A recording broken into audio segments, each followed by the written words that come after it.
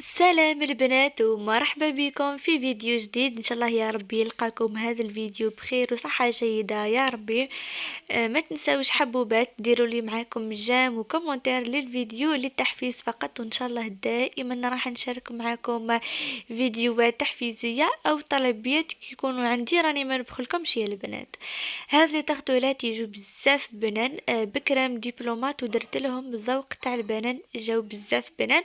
وراح نحكي لكم هذا، يعني راح نحكي لكم معاناة هذه الطلبية. نبداو هنا اولا بالوصفة.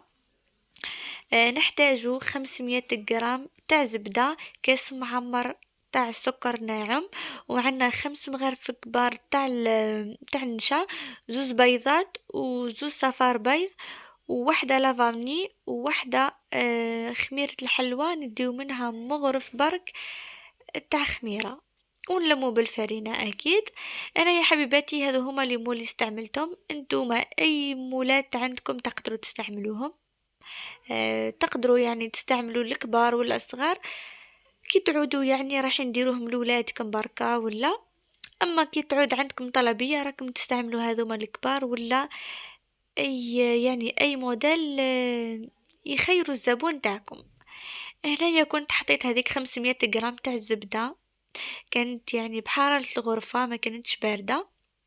زدت عليها هذاك الكاس تاع السكر، سكر ناعم.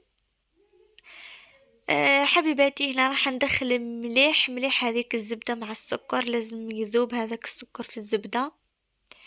نخلط مليح يا البنات، به من بعد نبقى نزيد هذوك المقادير اللي مازالوا. هذوما البنات اللي تغدولات كيما قلت لكم يجوا بزاف بنان ويجوا هشيشين.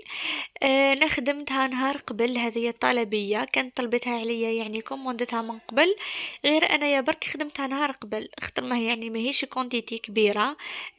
غير قيس 35 حبه فرات.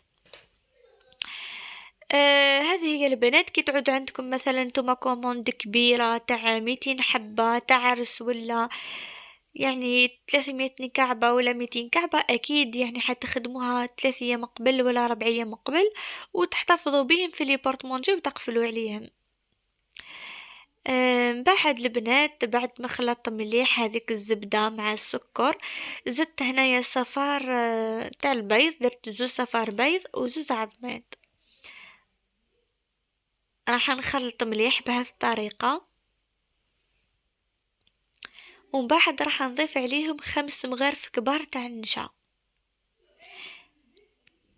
هذاك النشا يا البنات راح يعطيهم واحد الهشاشة تهبل، ويبقاو لي تغطولات تاوعنا طريين لمدة طويلة. يعني هذه بات صابلي يا البنات، كما نعرفوا الصابلي كما نخدموه مليح وكلش، يبقى لنا طري لمدة طويلة، غير ما تيبسوش العجينة فرات. هنا راهي كانت تضيف لي اختي في المكونات، حطيت هذيك لافاني اللي كانت عندي، درت غير هذاك الباكي الصغير. نتوما يعني كي تشرو هذيك يعني لافاني الفراك، يعني خير من هذه. انا كانت يعني هذه عندي استعملتها. حنخلطهم مليح يا البنات، ومن بعد راح نضيف مغرف صغيرة تاع الفاري، عفوا تاع الخميرة، ونضيفوا الفارينة. انا هنا استعملت الفارينة تاع ماما، كما على بالكم دائما في الحلويات نستعمل فارينة ماما، وراح نضيف لها مغرف صغيرة تاع الخميرة.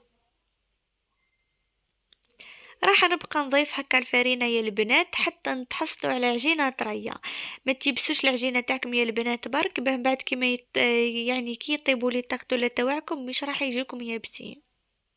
وهنا يا حبيباتي بعد ما ضفت هذيك الفارينة، كما راكم تشوفوا تحصلت على عجينة تكون طرية، تكون هكا كما راكم تشوفوا فيها. هنا راح نخليها ترتاح مدة 5 دقايق باه نبدأ نخدم فيها يا البنات. وهنا يا البنات بعد ما ارتاحت العجينة تاعي حوالي 5 دقايق، جيت نخدم فيها في هذوما ليمول. جبت انا شويه تاع نشا نمشي بيه باه كي تلصق يدي هكا شويه في العجينه نستعمل غير شويه برك تاع نشا ما نكسرش. راح نحل العجينه تاعي بهذه الطريقه. مانيش راح نخليها خشينه ياسر ومانيش ثاني راح نرققها خلاه. يا البنات كنت تخلوها خشينه راهي من بعد تنفخ وثنطي بالكم معجنه. مام درجة الحرارة طيبوهم على 180 درجة، ما تقووش عليهم النار 200 ولا أكثر، باهي يطيبوا لكم سوا سوا ما يطيبوش معجنين.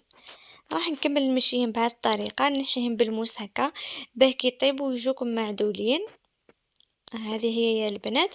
وكما قلت لكم قبيله البنات راح نحكي لكم وحنات هذه الطلبيه بما ان رانا نخدموا للناس كل مره راح نتعرضوا للموقف يعني كيف ما هذه مولات لي تاخذولات كانت كوموندتها ماليه من قبل يعني يا البنات كوموندات وش من نهار فرات يعني ما على بالي لا الصباح لا العشيه لا وش هو المناسبه ونسيت به نسقسي يعني ملفه نسقسي نقول لهم تعواه تعرس وقتها تدوهم يعني الصباح ولا العشية.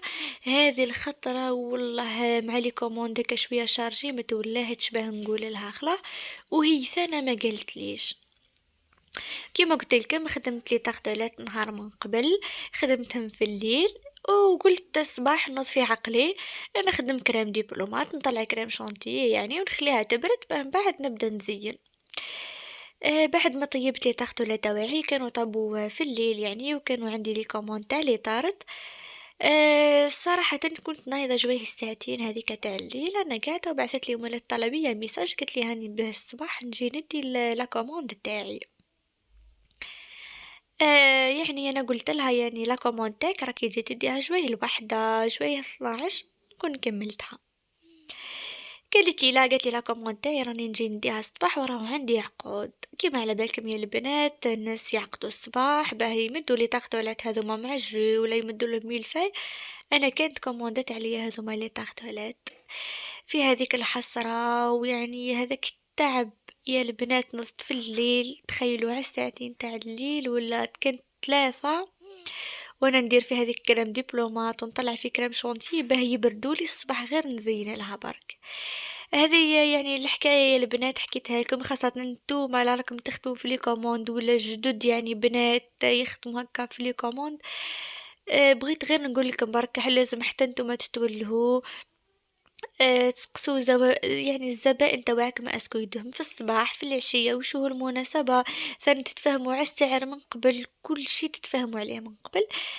هذوما الحوايج يصراو ساعات ماشي ديما ولازم حتى حنايا نكونوا نتولهوا كيما على بالكم العبد ديال البنات ينساو مع هذيك الخدمة يتلها شوي. هذه هي حبيباتي ونقولها الف مبروك ربي يهنيك.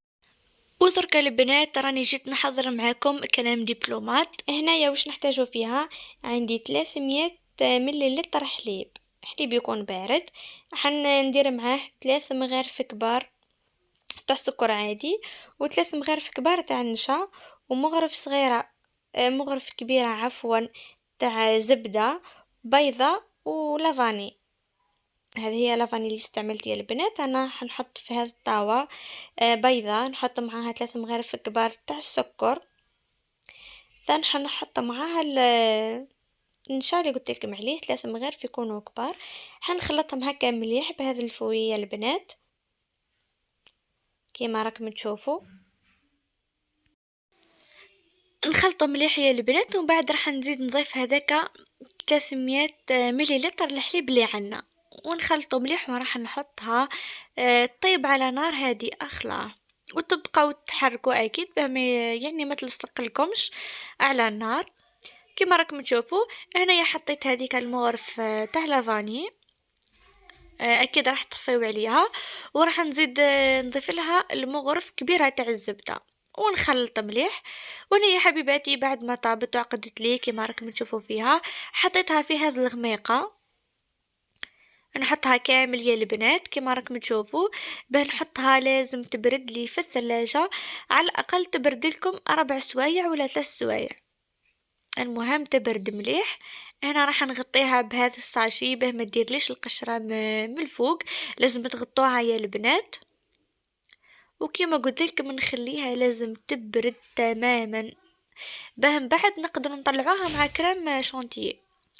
هنايا في الكريم شونتيي واش نحتاجو؟ راح نحتاج زوز كيسان تاع الكريم شونتيي، وراح نضيف معاها كاس ونص تحليب يكون بارد، وراح نطلعهم مليح مليح بالباتر كما راكم تشوفوا يا البنات.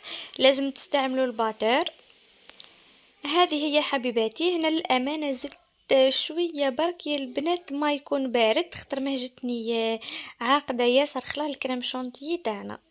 زدت لها شويه تاع الماء وطلعتها مليح، وحنخليها يعني تبرد حتى هي في الثلاجه حتى الغدوه الصباح.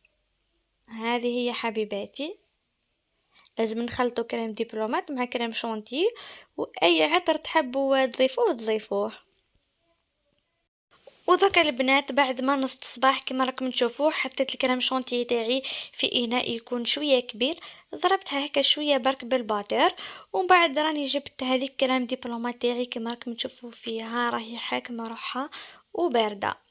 راح نضيف غير بالعقل، نضيف هذيك كريم دبلومات بشويه برك على الكريم شونتي، ونبدا نضرب فيها هكا بالباتر، ما نحطهاش دفعه واحده، نحط غير بالطرفيه البنات ونضرب بالباتر. ومن بعد البنات بعد ما خلطت مليح كريم دبلومات مع كريم شونتيي، راني زدت عليها شويه عطر البنان كما راكم تشوفوا فيها، صراحه يجي ذوقها مليح خلاح. انتما تحبوا تضيفوا ذوق الفراز، تحبوا تضيفوا عطر الكيوي كيما تحبوا انتم، بس صراحه ذوق البنان يجي بزاف هايل وتجي بنينه خلاص. نديروا شويه برك باه تعطينا هذيك الطعمه، ما تكسروش فيها يا البنات. هذه هي. ومن بعد نحطها في لابوش ونبدا نخدم نزين في لي طاقطوله تاعنا. هنايا بعد ما طابوا لي طاقطوله تاوعي راكم تشوفوا فيهم طابوا يعني طابوا لي مليح، راكم تشوفوا فيهم كيف طابوا من تحت حموره من الفوق صفوره يهبلوا. وهنا يا البنات هذه هي الكعبه اللي كنت خدمتها هي الاولى باه نشوفها اسكو مليحه ولا لا، باه نكمل كامل الكعبات كيف كيف. صراحه كانت عجبتني ومعدوله، راح نكملهم كامل بنفس الطريقه، وكل واحد التزيين اختياري، تحبوا تزينوا هكا تحبوا تزينوا يعني تجي هكا بالامواج كيما تحبوا نتوما. ثاني التزيين تاع الفواكه، تحبوا بالكيوي تحبوا بالبنان تحبوا تدخلوها هكا فارغه، ديروا فوق منها غير شويه الورقه الذهبيه، ثاني تجي على الكيف ما تحطوهم هكا في اللي كيسات تاعهم رايحين يزيدوا فيهم النص. جبت هذيك الكعبة العنب يا البنات اكيد بعد ما غسلته وشيحته. نجيب الكعبة العنب تاعي نقصها هكا على النص ونزينها في الحواشي. صراحة عطتني واحد المنظر مليح خلاص، خاصة يا البنات كي تشوفوهم قدامكم جو معمرين وهايلين يهبلوا. نكملهم كامل بهذه الطريقة ونزيد نحطهم في الكيسات يا البنات، ونكون اكيد كملت هذه الطلبية. وبلا ما ننسى البنات راح نقول لكم مع السعر تاع الحبه، اكيد البنات اللي يحبوا يخدموا طلبيات ولا يحبوا يدوا فكره، هذو ما حسبت لهم الحبه على 6000. ثانا على حساب الولايه اللي راكم تسكنوا فيها، اسكو السلعه عندكم غاليه ولا عندكم تكون رخيصه. كاين البنات اللي يشروا السلعه تاعهم بالقرو، كل واحد وكيف ما. انا صراحه السلعه تاعي ما نشريهاش بالقرو، يعني نشري من الحوانت. ولهذا حسبت يعني الكعبة ب6000، وكما تعرفوا ما بقاتش حتى حاجة تكون رخيصة، كلش راهو غالي. ربي يكون في العون ان شاء الله. كاينين حوانت انا راهم يبيعوا فيهم حتى الكعبة ب7000. وهذه هي البنات نكون وصلنا لنهاية اخر الفيديو. ان شاء الله يكون هذا الفيديو استفدتوا منه ولو من القليل. ان شاء الله نتلاقى في فيديو اخر ان شاء الله مع وصفات او روتينات. نخليكم دمتم في رعاية الله وحفظه، مع السلامة.